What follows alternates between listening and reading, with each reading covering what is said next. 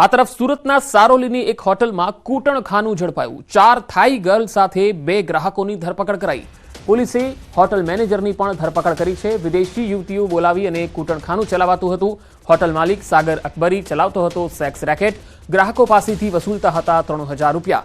Hotel માલિક સાગર Akbari wanted જાહેર કરાયો છે।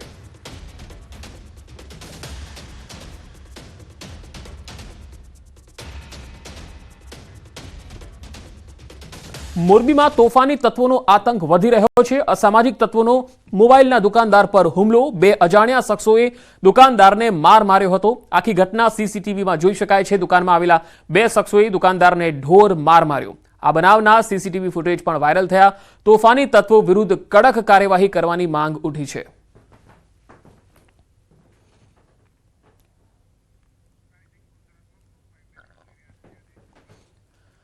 અને હવે આપણે લઈ જઈશું રાઇઝિંગ ગુજરાત, જ્યાં રાજ્ય સરકારના મંત્રી મુળુભાઈ બેરા આપી રહ્યા છે માહિતી। આપણે આ પ્રકારના વિવિધ એવોર્ડો પ્રાપ્ત થયા છે।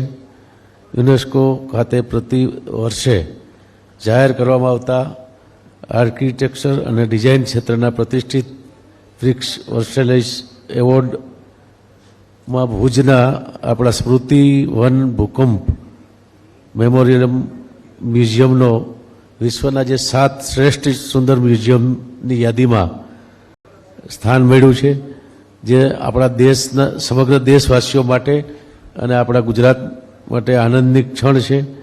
ભુજના આ સ્મૃતિવન અને મ્યુઝિયમ તેના ઇન્ટિરિયર અને યુનેસ્કો પ્રતિષ્ઠિત પ્રિક્સ વર્સેલાઇસ 2024 વર્લ્ડ ટાઇટલ એનાયત જે મળ્યું છે, એમાં આપણે સૌ જાણીએ છીએ કે 2001માં જ્યારે કચ્છ અને ગુજરાતમાં જે ગોજારા ભૂકંપે જ્યારે કચ્છને ધમરોડી નાખ્યું હતું, અને એ સમયે એમાં અનેકના જે જીવ ગુમાવનાર વ્યક્તિઓ છે એના કાયમી સ્મૃતિ માટે સ્મૃતિવન ભૂકંપ સ્મારકનું આપણા આદરણીય વડાપ્રધાન શ્રી નરેન્દ્રભાઈના વિઝન અને એની પ્રેરણાથી કરવામાં આવ્યું। 28 ઓગસ્ટ 2022ના દિવસે આપણા આદરણીય પ્રધાનમંત્રી શ્રી નરેન્દ્રભાઈ મોદી સાહેબે આ સ્મારકનું લોકાર્પણ કર્યું હતું, અને સ્મૃતિવનનું આર્કિટેક્ચર ઐતિહાસિક ભુજીઓ ડુંગર સાથે સુમેળભર્યું સંકલન કરે છે। એમાં આવતા મુલાકાતીઓને આપત્તિની તૈયારી અને શક્તિ અંગે શિક્ષિત કરવા માટે રચાયેલી ઇમર્સિવ ગેલેરીઓ રાખવામાં આવી છે। સ્મૃતિવનને પડકારો સામે લડવાની અને કચ્છની ખુમારીની યશોગાથા એમાં છે। આપદા સામે અડીખમ રહેવાની ખમીરવંતી કહાણી એમાં છે। રાખમાંથી ફરી બેઠા થવા માટેનું કીર્તિ કથા પણ એમાં છે, અને શૂન્યમાંથી સર્જનનું ચિત્ર રજૂ કરતો એક જીવંત દસ્તાવેજ એટલે આપણું સ્મૃતિવન છે। આ સ્મૃતિવન 470 એકર વિસ્તારમાં ફેલાયેલું છે, અને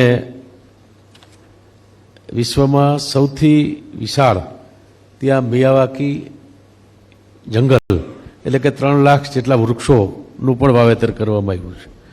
ભૂકંપમાં જે મૃત્યુ પામેલા જીવાત્માઓ છે એને શ્રદ્ધાંજલિ આપવા માટે 12,932 જેટલા આ પીડિત નાગરિકોના નામની તકતીઓ, ત્યાં જે 50 જેટલા ચેકડેમો બનાવવામાં આવ્યા છે, એ તમામ ચેકડેમોમાં આ 12,933 જેટલી તકતીઓ પણ લગાડવામાં આવી છે।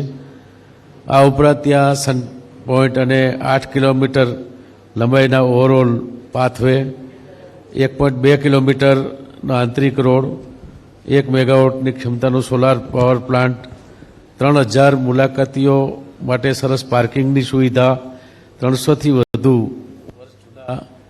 જૂના કિલ્લાનું નવીનીકરણ ત્યાં કરવામાં આવ્યું છે।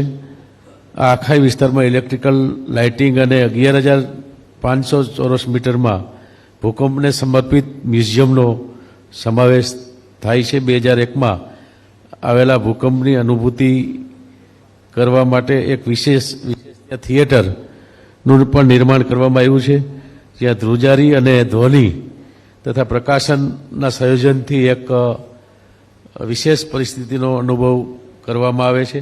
360 ડિગ્રી પર પ્રોજેક્શનની મદદથી 2001માં આવેલા ભૂકંપની અનુભૂતિ કરી શકાય છે. કચ્છ આવનારા પ્રવાસીઓ માટે આ સ્મૃતિવન મ્યુઝિયમ જોવાલાયક સ્થળ છે અને અનેક લોકો આજે આ સ્મૃતિવનમાં ત્યાં પ્રવાસીઓ આવે છે, જે દર વર્ષે રણોત્સવમાં જે ખૂબ મોટી સંખ્યામાં લોકો પ્રવાસીઓ આવે છે એ પણ અચૂક સ્મૃતિવનની મુલાકાત લેતા હોય છે.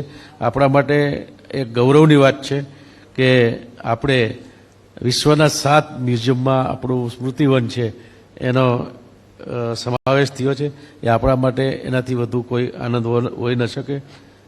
આપણા આદરણીય પ્રધાનમંત્રી મોદી સાહેબના વિઝનથી જે નિર્માણ પામ્યું છે અને એને આપણે વિશ્વમાં 7 જેટલા મ્યુઝિયમમાં સમાવેશ થયો છે એનો આપણે એક વિશેષ આનંદ છે.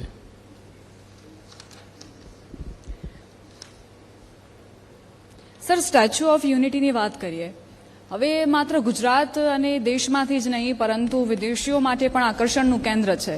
હજુ વધુ ને વધુ પ્રવાસીઓ અહીં આવે તે માટે કેવા પ્રકારના પ્રયત્નો કરાશે? દેશની એકતા અને અખંડતા માટે જે આપણો સરદાર વલ્લભભાઈ પટેલ સાહેબનો સિંહ ફાળો રહ્યો છે અને તેમને વૈશ્વિક ઓળખ અપાવવા માટે રાજ્ય સરકારે વિશ્વની સૌથી ઊંચી 182 મીટરની સરદાર સાહેબની ભવ્ય પ્રતિમા સ્ટેચ્યુ ઓફ યુનિટીનું નિર્માણ કર્યું છે. આ પ્રતિમા એક ભારત શ્રેષ્ઠ ભારતની પરિકલ્પનાને સાકાર કરવામાં શ્રેષ્ઠ માધ્યમ બન્યું છે. ગુજરાતના પનોતા પુત્ર અને અખંડ ભારતના શિલ્પી સરદાર પટેલ સાહેબને સમગ્ર વિશ્વમાં યથોવસ્થિત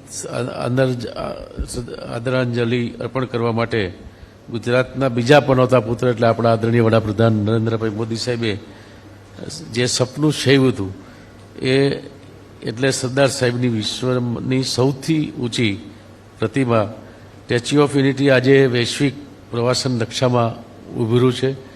એકતા નગર ખાતે જે વિવિધ આકર્ષક સ્થળો છે ત્યાં આપણે જોઈએ તો સરદાર સરોવર ડેમ છે, ખલવાણી ઇકો ટુરિઝમ સાઇટ છે, ઝરવાણી ઇકો ટુરિઝમ સાઇટ છે, એડવેન્ચર ઝોન અને બટરફ્લાય ગાર્ડન, એકતા નર્સરી, ગ્લો ગાર્ડન, એકતા કાફે, આરોગ્ય વન, જંગલ સફારી, ચિલ્ડ્રન ન્યુટ્રિશન પાર્ક અને નર્મદા મૈયાની ઘાટ ઉપર મહાઆરતી, રિવર રાઇડિંગ સહિત અનેક આકર્ષણના કેન્દ્રો અત્યારે ત્યાં છે.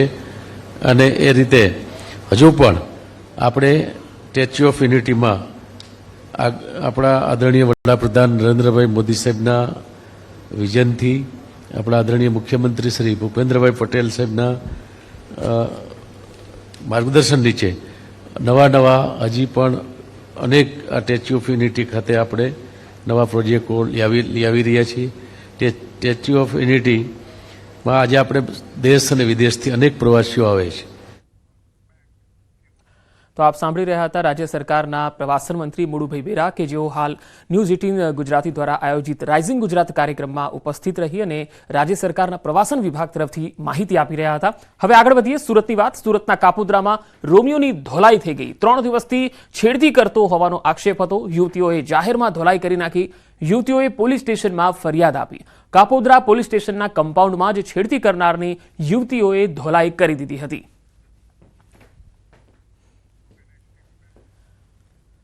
વડોદરામાં બિચ્છુ ગેંગના સાગરીતોનું સરઘસ નીકળ્યું. 25 લાખની ઉઘરાણી કરી ધાકધમકી આપી અને આનો વરઘોડો કાઢવામાં આવ્યો. મહિલા તેમજ પુત્રીને ગેંગરેપની ધમકી આવી હતી. આરોપીઓને પોલીસે દોરડા બાંધી ભર બજારમાં ફેરવ્યા. ત્યારે પોલીસ ઇન્સ્પેક્ટરે કહ્યું, જનતામાં આવા અસામાજિક તત્વોનો ડર ઓછો થાય તે માટે વરઘોડો કાઢ્યો. આવા અસામાજિક તત્વોથી તમારે ડરવાની જરૂર નથી. પોલીસ તમારી સાથે છે.